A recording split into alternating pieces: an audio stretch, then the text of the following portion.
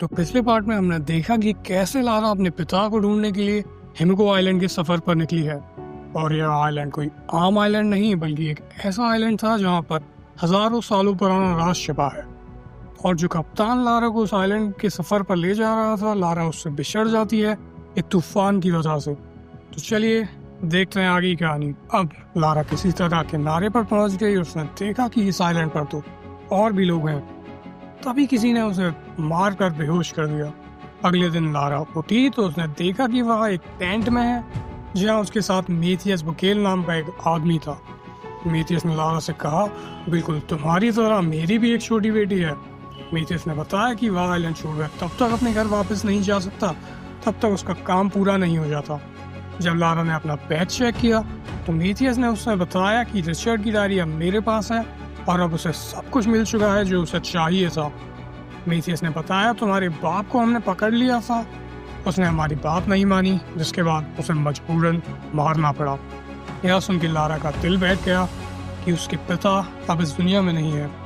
जब लारा बाहर निकली तो उसने देखा कि कुछ कर्मचारी बंधकों से पहाड़ को गिराने की कोशिश कर रहे हैं। जब लारा को बंदी बनाकर ले जाया जा रहा था तो उसने देखा कि लू, जो कि वही कप्तान था जो लारा को इस आइलैंड के सफर पर ले जा रहा था, उसे भी कैद कर लिया गया है और वहाँ लोग जबरदस्ती उससे काम करवा रहे हैं।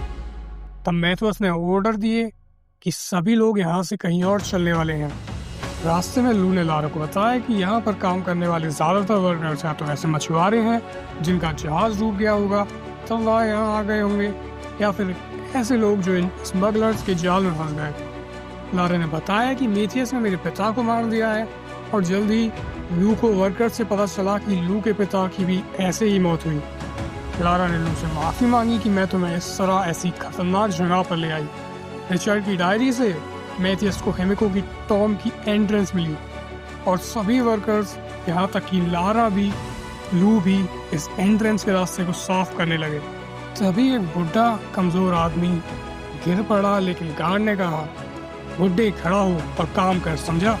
तभी लारा और लू बुढ़े आदमी की साइड लेते हुए गार्ड से भिड़ गए, लेकिन तभी मेथियस पीछे से आया और बुढ़े को गोली मार दी। लू ने कस्सी उठाकर गार्ड की तरफ फेंकी ताकि लारा को वहां से बचकर निकलने का मौका मिल जाए। जैसे ही लारा भागी तो एक आदमी उस पर गोली चलाने को तैयार था, लेकिन लू ने ऐन वक्त पर उस पर हमला करके लारा को बचा लिया। लू भी मौका देखकर उसके पीछे भागा, लेकिन मेथियस ने उसकी बाजू में गोली मार दी। लारा पहाड़ी पर पहुंची और गिरे हुए पेड़ पर चढ़कर उसे पार करने की कोशिश करने लगी, लेकिन गोलियां चलाने की वजह से वह नदी में गिर पड़ी। लारा नदी से निकलने की कोशिश कर रही थी और जैसे ही वह झरने के पास पहुंची, लारा ने क्रैश हो चुके एयरप्लेन का विंग पकड़ लिया और किसी तरह से उसके ऊपर चढ़ गई। लेकिन बदकिस्मती से उसके वजन से वह जर्जर हालत में प्लेन टूटने लगा। लारा जल्दी प्लेन के मेन हिस्से की तरफ भागी और उस विंग के टूटने से पहले लारा किसी तरह प्लेन की बॉडी पे कूद गई। लेकिन अब वह पूरा का पूरा प्लेन ही टूटने लगा और जाकर दो पहाड़ी के बीच में अटक गया। लारा को किस्मत से वहाँ एक पुराना पैराशूट मिल गया और जैसे ही लारा गिरी उसने पैराशूट खोल लिया। लारा किसी तरह बचकर जंगल में क्रैश हुई, जिस दौरान पेड़ की एक नुकीली टहनी उसके पेट में घुस गई। दर्द से चीखती हुई लारा ने वह लकड़ी बाहर निकाली और फिर उसने अपने पास की एक गुफा में रात बिताने का फैसला किया। सोते हुए उसे कुछ आवाज आई तो बाहर निकली। तभी अचानक मेथियस का एक आदमी रॉकेट ने उस पर हमला किया। लारा ने वहां से बच निकलने के लिए उसकी बाजू पर काट लिया। लारा ने अपनी पूरी ताकत से उसे लड़ने की कोशिश की, लेकिन रॉकेट ने एक बार फिर उसे उठाकर जमीन पर पटक दिया, जिसके बाद वह उसका दम घोटने की कोशिश करने लगा। इस दौरान लारा ने एक पत्थर उठाकर उसके सिर पर दे मारा। इसके बाद लारा ने उसे पकड़ लिया और उसका मुंह कीचड़ में दे दिया ताकि वह सांस न ले पाए, और कुछ ही देर में रॉकेट मर गया। लारा अभी भी इस बात से शॉक में थी उसने किसी की जान ले ली है। तभी उसकी नज़र अंधेरे में किसी इंसान पर पड़ी और लारा बिना सोचे समझे उसका पीछा करने लगी। उसने देखा कि यह आदमी एक पहाड़ी पर चढ़ रहा था। जब वह उसके पास गई तो उसने देखा कि यह कोई और नहीं बल्कि उसके पिता रिचर्ड हैं। रिचर्ड को लगा कि यह सिर्फ उसका भ्रम है, उसकी बेटी यहाँ कैसे हो सकती है। लेकिन लारा ने रिचर्ड को भरोसा दिलाया कि वह सच में यहाँ पर आ चुकी है।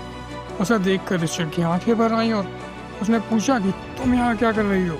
लारा घायल थी तो रिचर्ड ने उसके घाव पर पट्टी की और कहा कि तुम आराम करो, या वादा करते हुए कि इस बार मैं कभी तुम्हें अकेला नहीं छोड़ूंगा। इस बार रिचर्ड ने लारा से पूछा कि डायरी तुम्हारे पास कैसे आई। लारा ने बताया कि वह डायरी अब मेथियस के पास है।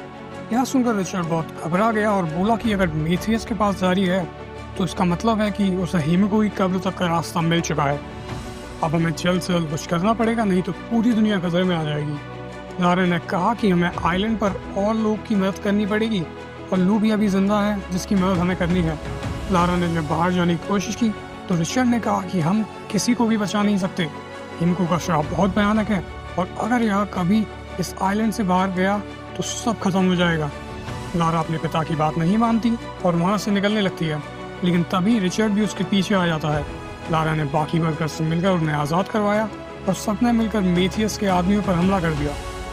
सबके बीच जबरदस्त लड़ाई हुई जिसमें लू और लारा के अलावा बाकी सब वर्कर्स भी भाग गए। सभी लोग मेथियस के आदमी को मारने और उन्हें हराने में लग जाते हैं। तभी रिचर्ड खुद को बलिदान करते हुए मेथियस के सामने जाता है ताकि बाकी लोग हिमिको की टॉम की एंट्रेंस में जाने से पहले मेथियस का ध्यान भटका सके। तभी रिचर्ड मेथियस से कहता है कि यहाँ कोई खजाना नहीं बल्कि एक श्राप है और हिमिको को बाहर निकालना बहुत खतरनाक हो सकता है। मेथियस उसकी बात नहीं मानता और उसे गोली मार देता है। तभी लारा वहाँ आ जाती है और यह देखकर बहुत दुखी होती है। लारा को किसी भी कीमत पर उसे रोकना था ताकि उसके पिता की कुर्बानी बेकार न जाए। लारा हिमिको की टॉम में चली जाती है और देखती है कि अंदर चारों तरफ डेड बॉडीज बिखरी हुई हैं। धीरे धीरे चलते हुए वे लोग हिमिको की कब्र के पास पहुंचते हैं।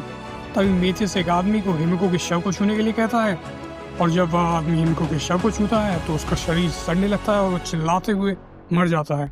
यह समझता है कि हिमिको के शरीर से निकली बीमारी ही असली खतरा है, लेकिन फिर भी वह उसके एक अंग को काटकर एक बॉक्स में बंद कर लेता है ताकि उसे बाहर की दुनिया में ले जाके बेच सके। लारा उसे रोकने की कोशिश करती है और दोनों के बीच जबरदस्त लड़ाई होती है। लारा के हाथ में वह अंग लग जाता है, लेकिन उसे पता था कि वह उसे छू नहीं सकती। फिर वो एक पत्थर की मदद से उसे उठाती है और मेथियस को मार देती है। इसके बाद लारा धीरे धीरे उस अंग को वापस हिमिको की कब्र में रख देती है और पूरी जगह को बंद कर देती है। बाहर आकर लारा और लू बाकी लोगों के साथ उस आइलैंड से निकल जाते हैं और लारा वापस अपने घर पहुंचती है तो वह अपने वकील से मिलती है जो बताता है कि तुम्हारे पापा ने अपने सारे बिजनेस के मालिकाना हक तुम्हारे नाम कर दिए हैं। लारा अब समझ चुकी थी क्योंकि उसके पिता का पार्टनर ट्रिनिटी नाम का एक खतरनाक ऑर्गेनाइजेशन के लिए काम कर रहा था और अब लारा तय करती है कि वह इस संगठन को खत्म करेगी और यहाँ मूवी खत्म हो जाती है।